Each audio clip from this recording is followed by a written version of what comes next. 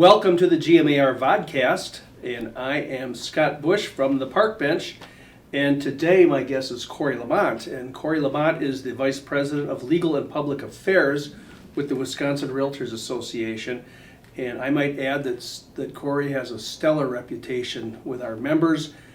Everybody likes to hear Corey speak. Some of the feedback I always get is how she takes complicated information and makes it easy to understand. So Corey, thank you. I know you're very busy, so thank you for stopping today.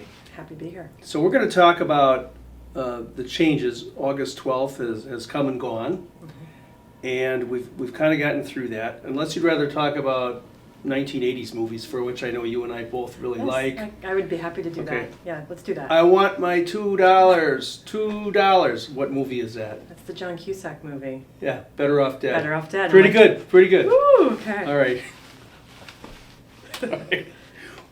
We'll get on to the subject at hand. I'd rather do the 80s movies. Yeah, I'd rather do the 80s movies too. So, we got past that sort of public relations nightmare of misinformation that the media had about these changes. Our members seem to navigate through that quite well. And I think things are going along fairly smoothly overall.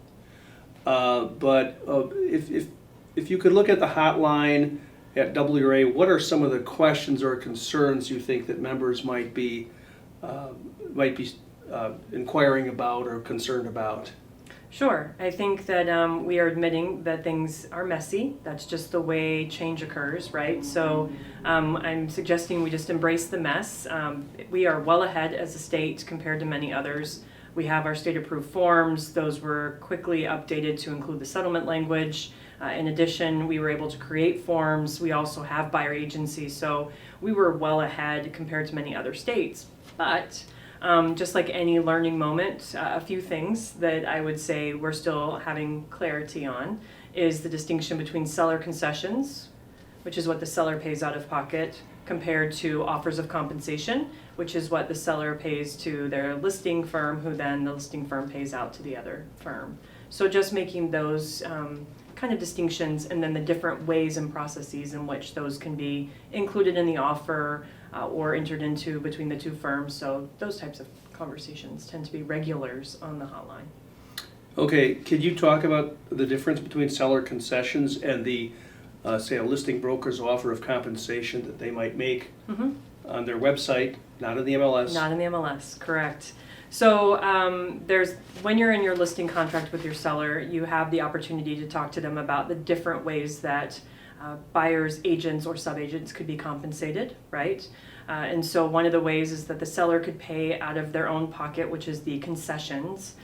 That's where most commonly you'll see the buyer's agent checking the box in the WB11 or other WB residential or other WB offer to purchase, where they're checking that box saying the buyer's asking the seller to pay their buyer agent's fee. That is the concession that you'd be discussing with your seller. So that's the seller paying out of pocket, compared to when the two firms are entered into a compensation agreement, which is akin to what the MLS used to facilitate.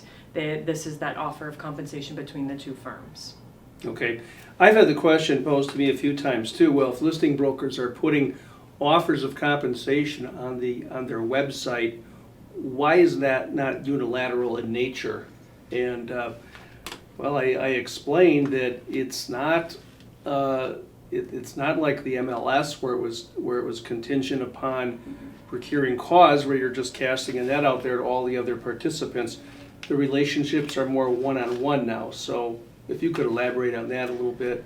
Yeah, so when it comes to my company, my firm, for example, placing out what our offer of compensation might be, there are different ways. That could just be me advertising it on my website, if you will, or there could be a performance standard that we've established as a listing firm that says if you do these things, which could include, for example, bringing a buyer, successful closing, then I have given you the terms in which I'm offering compensation and you've agreed to it by making that occur.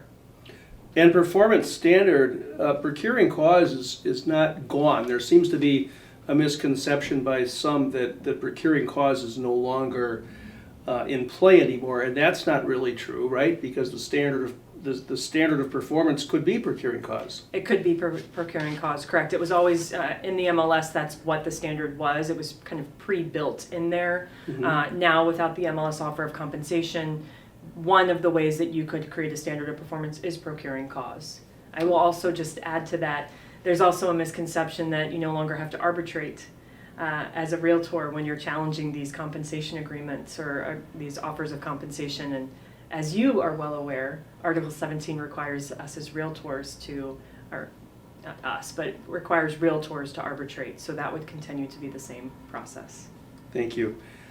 And I've also, prior to the settlement, I've seen some proposed ways that several outside companies and maybe some agents were suggesting these sort of workarounds to the lawsuit. Those have really died down, but anything you want to add about that? I'd love to.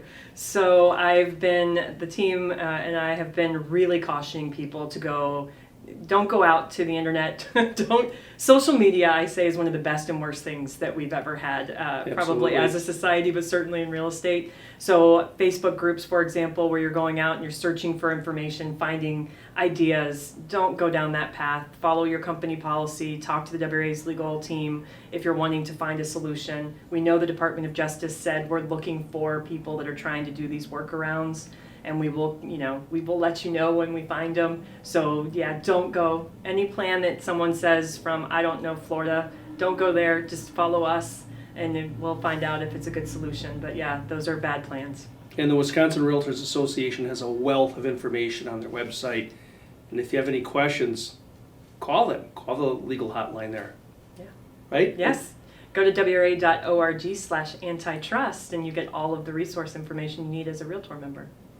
Corey, we want to thank you very much for your time today. That's it? That's all I get?